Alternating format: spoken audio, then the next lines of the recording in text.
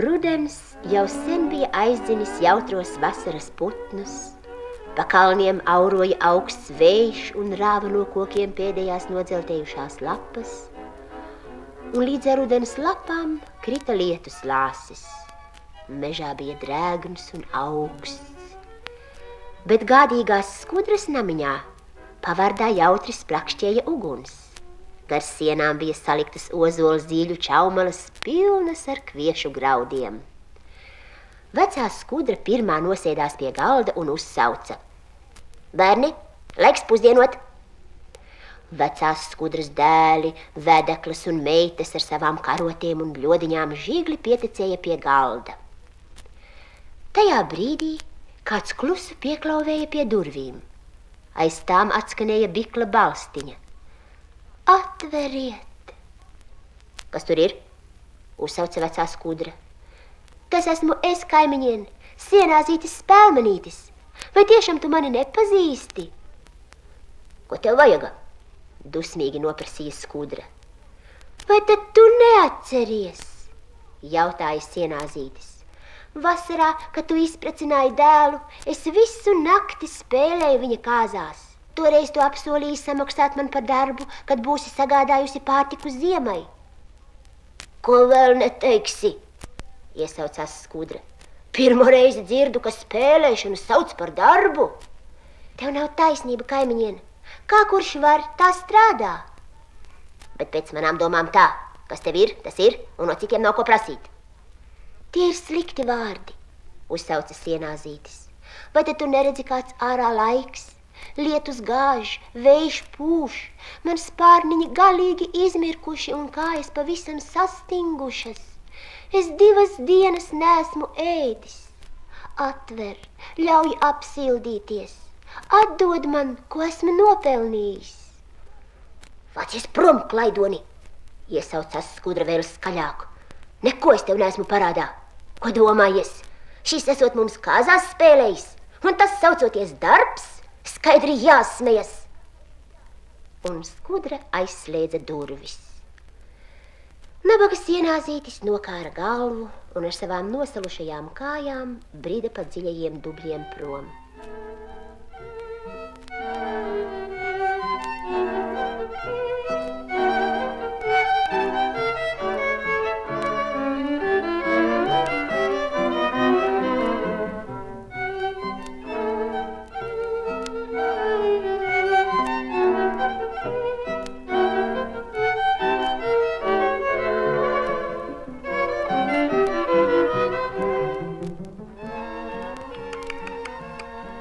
Tā iedams, Sienāzīt?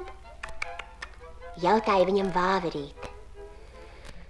Pats nezinu, kur, atbildēja Sienāzītis. Nav taisnības pasaulē.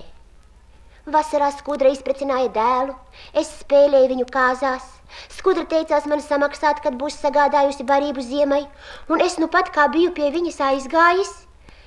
Viņa mani izdzina, ne graudiņa neiedevusi. Ja tādas tās lietas, ej sūdzēties! Vāverīte uztraucās. Kam tad, lai es sūdzos? Skudru karalienei. Viņa dzīvo pašā meža biezoknī, pļaviņā. Ej un izstāsti visu viņai. Nu ko? Jāiet vien būs, nolēma Sienāzītis un gāja tālāk.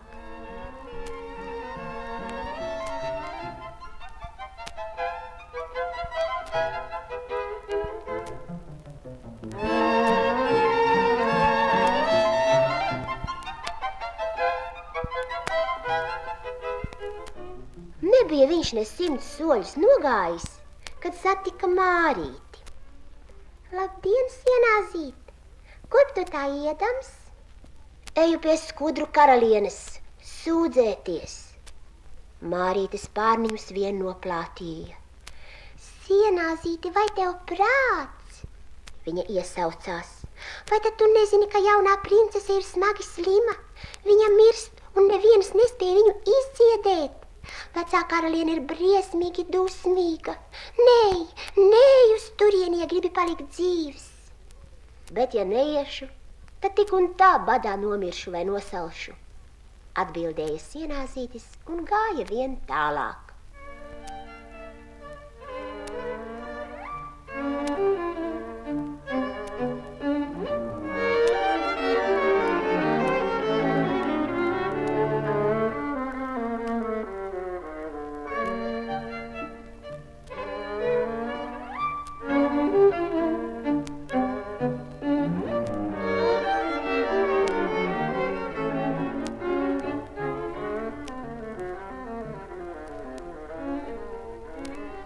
Tikai pret vakaru noguris un izsalcis viņš nokļuva pie skudru karalienes pils. Ap pili bija augsti mūri, gar mūriem soļoja sardze, milzīgas spārnotas skudras. Sienāzītis saņēma dūšu un pieklauvēja pie vārtiem. Ko tev vajag, klaidoni? Noprasīja vārtu sargs. Es meklēju taisnību. Taisnību? Te jau pat tārpiem jāsmejas. Taisies labāk attiec prom no šejienes. Mūsu mājās nelaime. Jaunā princese guļ uz nāvi slima un neviens nevar viņai palīdzēt. 20 kamenes pūšļotājas viņu ārstēja. 20 tauriņi dziednieki princesi dziedināja. Bet nekā, kā slima tā slima. Neviens nespēja palīdzēt. Karaliene aiz dusmām lika visiem dakteriem galvas nocirst, un tu vēl atnāci te taisnību meklēt. Ej prom, kamēr vēl esi sveiks un vesels. Man savas galvas nav žēl. Saki labāk, kā pie karalienes piekļūt? Ej prom, kad tev saku. Tā kā tu šo pašu brīdi laistu mani iekšā. Sienāzītis galīgi izmisis iesaucās. Tajā brīdī no pils balkona atskanēja vecās karalienes bargā balss. Kas tur lejā trokšņo? Es ne, karalien, iesaucās vārtsargs un nokrita uz ceļiem. Te atnācis kāds klaidonis Sienāzis, viņš te troksni taisa. Nocirst viņam galvu, pavēlēja karaliene. Tu vispirms uzklausi, ko es teikšu, skaļi uzsauca Sienāzītis. Bet bargā skudru karaliene jau bija iegājusi savās istabās. Spārnotie sargi metās izpildīt karalienes pavēli. Viņi saķēra Sienāzīti un veda to uz soda vietu. Tur viņu jau gaidīja liels drūms bende. Sienāzītis saprata, ka no nāves viņam neizbēgt, un teica bendem. Esmu dzirdējis, ka uz nāvi notiesātā pēdējo vēlēšanos parasti izpilda. Vai tas tiesa? Jā, atbildēja bende, bet vispirms jāzina, kāda ir šī vēlēšanās. Saki, ko tu vēlies, un tad mēs redzēsim. Es gribu pirms nāves paspēlēt vijoli. Tādu vēlēšanos var izpildīt, bende piekrita. Spēlē. Sienāzītis paņēma savu vijoli, pārlaida roku pār stīgām, pavilka lociņu un vijoles sāka dziedāt.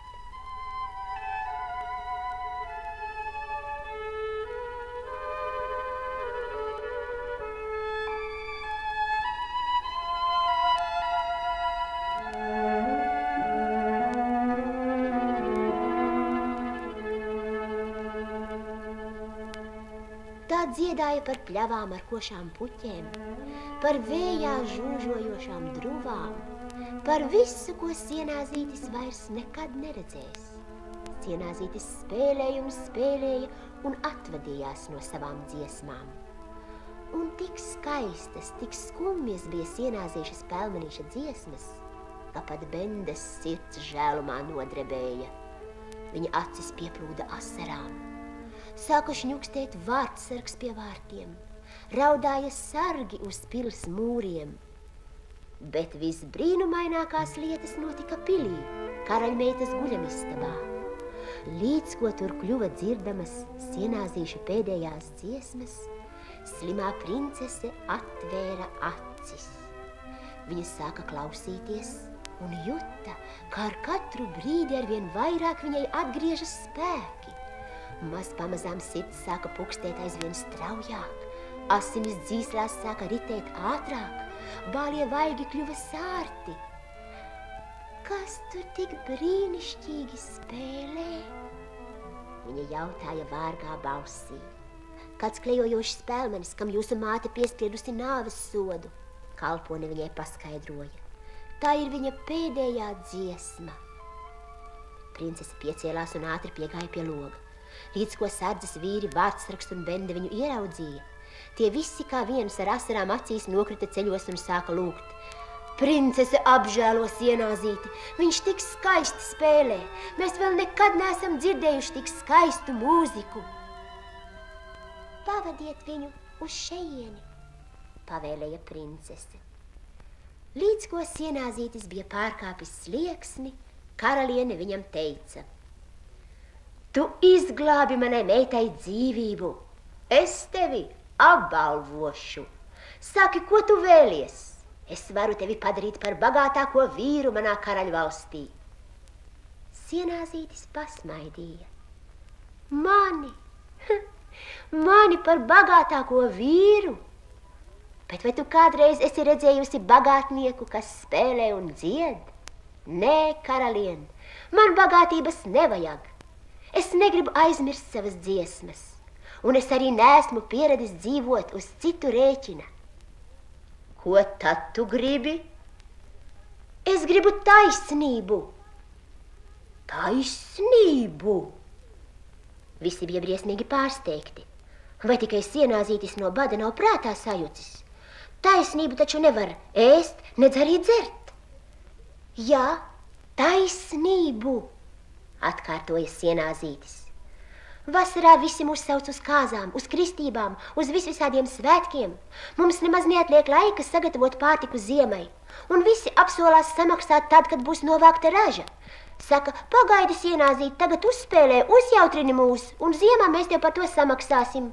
Bet līdz ko vasara pagājusi, visi uzreiz aizmirst savus solījumus. Neviens negrib maksāt par mūziku. It kā spēlēšana neesot darbs, mūs sauc par sliņķiem. Viņi, redziet, strādā, bet mēs tikai spēlējot un dancojot. Tu pajautā zemniekiem, karalien, viņi tev pateiks, ka viņiem daudz vieglāk pļaut un ravēt, ja apkārt skan mūsu balsis. Un mazie bērni šūpuļos, kas viņus iemidzina ar šūpuļu dziesmu, kamēr māte strādā uz lauka vai dārzā. Vai tie neesam mēs?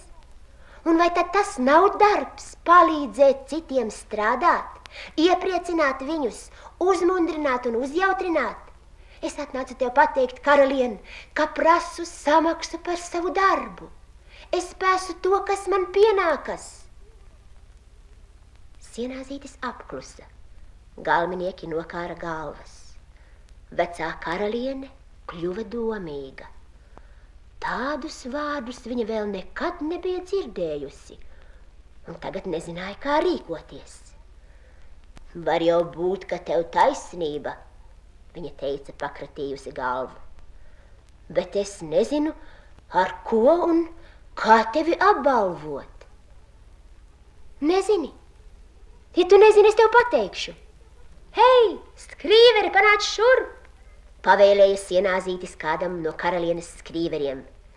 Sēsties un raksti to, ko es sacīšu. Raksti tā.